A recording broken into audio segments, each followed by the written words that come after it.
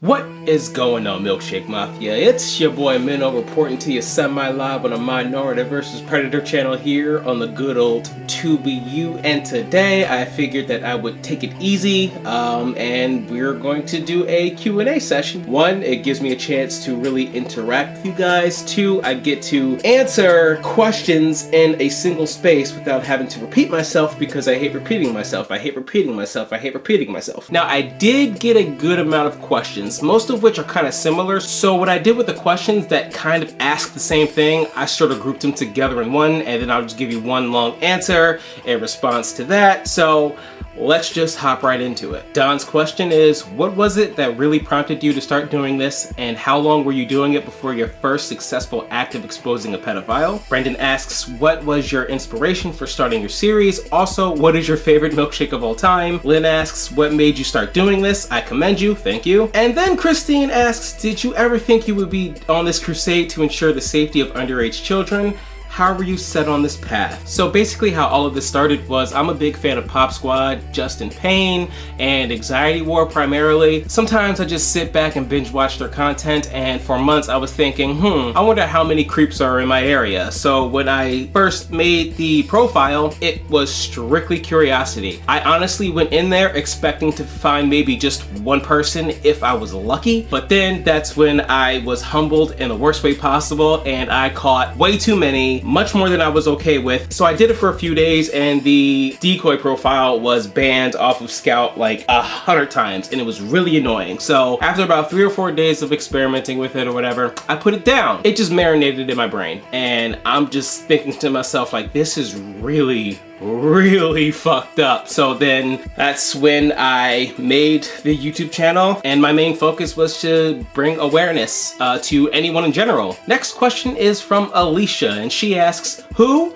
or what was the one thing that you'll never forget about? There's actually a few things that I can't forget to save my life. One is the guy from Alabama that I recently covered on the channel. He ruined my Christmas, which I'll link that video in the description box below. And another thing that I do remember is the looks of certain individuals' penises. At this point, I could actually just have a police lineup of nothing but penises, and I can point at each and every one and tell you whose it is. So yeah, there's that. And a good follow-up question to that is from Rosana, and she says, since you received so many dick pics, I think you should answer this question on the TubeU. Who has the smallest dick? Then list the top 5 with names, profile pic, etc, etc. That I'm not spending time doing. In regards to who has the smallest penis, it's actually a 2-person tie between Mike. His video will be linked in the description box below, and the individual that I just covered in the last upload, and Tony. So yeah, there's that. So do with that information what you will. We have a question from Andrew. He asks, have there been any female predators? Followed by a question from John. Why do you only go after male predators that go for underage girls? All children need awareness. Okay, so in regards to female predators, I have tried to catch a female predator on multiple occasions. I do switch up my approach to keep things fresh and to see how these people will react to a certain personality type coming from a minor. I have spoken to females, a handful of them, but the thing is, they're treating my decoy as a little sister, and it's strictly that. And the conversations that we have go nowhere to an inappropriate place. And on top of that, I actually try to go for gay people too, but it just hasn't come to fruition. Now, in regards to John saying all children need awareness, I interpret that as you thinking that just because I only catch a certain demographic, that only children who would fit that profile to become a victim with those guys are the only ones who'll learn a lesson, which is dead fucking wrong. Just because children learn basic arithmetic in school, it's not like every child had to be there when arithmetic was like first invented. You're gonna learn it regardless. Don't focus on the micro. Focus on the macro. Next question is from Jim, and he asks, have you ever had a conversation with a predator that was beyond disturbing and you had to take action immediately? By the way, love what you do. Thank you, Jimbo Dini. Now, I already brought him up, but the predator from Alabama, when I first started talking to him, I was actually filming the video on John Guistino Jr. at the time, and just the stuff that he shared with me, I actually had to just film that dude's portion and get the video out. Now, unfortunately, the video was taken down because of bullying or whatever the fuck, which is a blessing in disguise because, as I've said before, he fed me a lot of misinformation, and on top of that, he shared a lot more horrible details, and I had a lot more stuff to go over with him. Typically, what I would do is, as I start talking to these guys and exposing them, I would just upload the videos in order. But depending on the savagery and how horrible the conversations happen to go, I'll move certain people to the front of the line just to get it out there. Leslie asks, have you encountered a predator that you knew? How do you keep your cool and not flip out on these nasty pervs? Thank you for what you do, and thank you. And Marissa says it's a two-parter. Have you ever caught someone you know? And if you were to catch someone close to you like a family member, would you as readily put them on blast and share their pics, etc., etc.? Now, I haven't spoken to any predators that I happen to know from real life. One person that I did talk to, which he didn't end up being a predator, was actually someone that I went to school with back in 5th grade. But he kept the conversation perfectly fine, and then that was it. Now, in regards to catching a family member, everyone and their mother, well, my mother,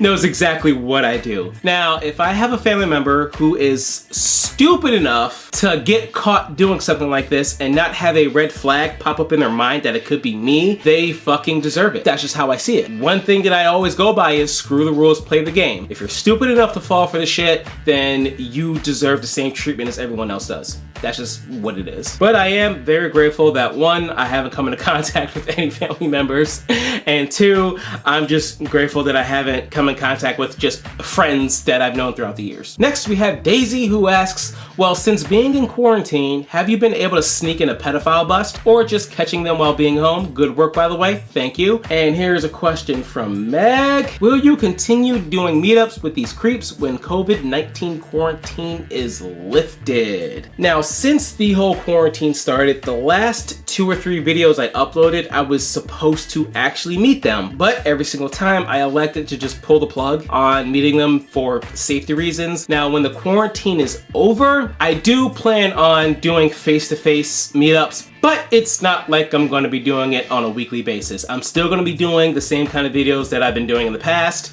I actually have more success in exposing these guys without meeting them than I do actually meeting them. So in regards to people in the comments section saying, oh my god, this is dumb, I'm not here to see you read chat logs, I want you to do face-to-face. Well, how about you do an about face and get the fuck out of here, because you're not going to get what you want on a weekly basis. Okay. And Angel asks, would you ever think about making a team to catch more people? Those who know. Next, we have Jordan, who asks, have you ever thought about bringing backup whenever you meet with someone? What should you do if you think someone you know is a predator? It's not about what you think, it's about what you know. You can't just go off of hunches. I've learned that the hard way. Next up, we have Patrick, and he asks, how much hate mail do you receive since going viral? If they're sending hate mail, I could only assume that A, they're family members of someone exposed, or B, a predator themselves. How much hate mail have I gotten? My fair share, and I love every single bit of it. YouTube is very toxic. You're gonna have people that are gonna support you, and you're gonna have people who are just gonna come to your shit and just fucking insult you and leave. But the only things that do get to me is when it reaches to my personal Facebook, because that's when I start to feel insulted. And of course, I don't condone witch hunting and all that stuff. The moment I see someone bringing negativity to my space, I'm a firm believer in bringing that same energy and then some. If you fucking poke me, guess what? I'm poking back, and it's gonna be a lot worse, because screw the rules, play the game, because that's just how I roll. So if you're gonna bring that negativity here, guess what? Same fucking energy. Next question comes from Lance. With the increase of online predators in the area, have you ever decided to provide some form of literature to parents on how to make their kids more secure online? Now, when it comes to coming out with some kind of literature to help keep kids safe online, no. There is no cookie cutter way to keep your children safe from becoming a victim, sadly. And that's because there's no one size fits all when it comes to child predators. They can look like anybody, they can have any kind of job, they can be in your own home, they could be someone you've known for your entire life, it could be a child's parent. There is no real set in stone strategy that I could write in a book, because it's not gonna work. You can't strategize for something that you don't know isn't there. That's what sucks about it. Next question is from Bob. Did you want to take care of business on your own? Now, when he says business, I think he means business. And Bobbert, sir, you know how I roll. I don't have a violent bone on my body, and I don't condone any kind of violence or witch hunts. So therefore, I don't ever have the feeling to want to take care of business on my own. Next question comes from this old helmet. What kind of response do you typically get when you contact a predator's family members? It's a fairly mixed bag, but I can say that it has been more negative than positive, and I do understand that. And that's because these allegations are really serious. Now, a lot of the times what I do gets discredited because I seem to be having fun doing what I'm doing. That's not the case. Just because I crack a few jokes doesn't mean the subject matter isn't serious. I try to make light of it because that's just my coping mechanism. But that gets misconstrued every single time by family members and just by regular viewers in general. Now, when the family members do give me a negative response and they are quick to insult me, let's take a look at what just happened with Tony. I took the video down because his daughter asked me to. And she was really nice about it, super respectful, so I immediately took the video down. But then Tony and his wife Wendy ruined it for the rest of the class because I didn't necessarily appreciate what Wendy said in her emails, but what I can say is ignorance is very bliss, and you know what? You're stuck between a pedo and a hard place. You make your bed, you lie in it. Next question is from Brandon, and he asks, do you ever follow through on anonymous tips made by your subscribers? By the time I get these anonymous tips, I already know everything that I need to know about the person, so there's nothing for me to really follow through on. But I do appreciate people for reaching out to me and giving me the information that they think I need. Last but not least, and one of my favorite questions, and it came from Jameson. How do you unwind or de-stress from these situations and encounters after you've been in them? Self-care is super important, my guy. When things get hard for me mentally, it's not because of the accumulation of people that I've spoken to and all of the conversations building up inside me. It's actually just the individual that I'm dealing with at the current time. Now, yesterday I did realize that I've been speaking to these guys every single day since starting this back in November of 2019. Every single day.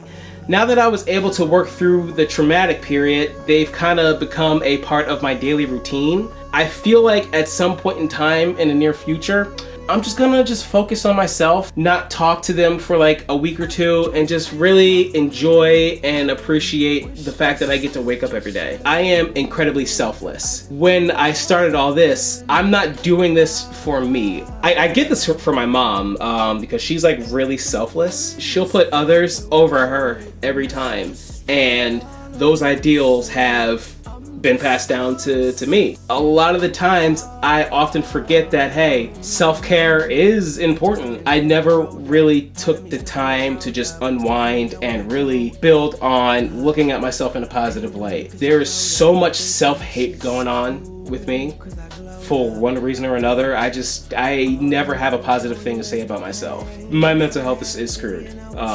But I'm aware of that, and I try to work on it as best I can, but it's just not gonna happen. So at some point I do feel like I'm gonna just have to take a bit of a rest from these guys and just sort of just cleanse my life and just try to be happy, I guess. I don't know.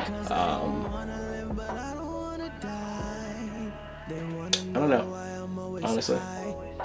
I mean, I do have my hobbies, you know, I play video games, I love horror movie stuff, I collect memorabilia and all that, but yeah, my mental health is in complete shambles. But I just work, but the whole thing is, I'm so used to just projecting the best version of myself, I kind of just ignore the fact that I hate myself on a daily basis. So yeah,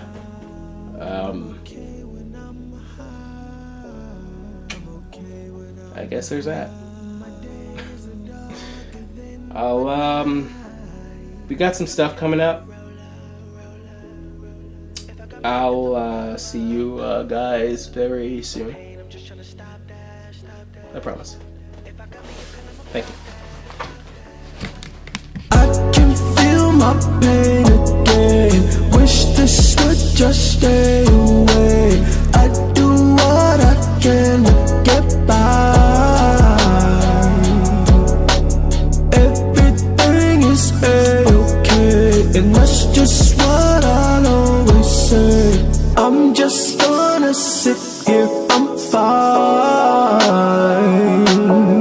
I'm okay when I'm high. I'm okay when I'm high. I'm okay when I'm high. My days are darker than my nights.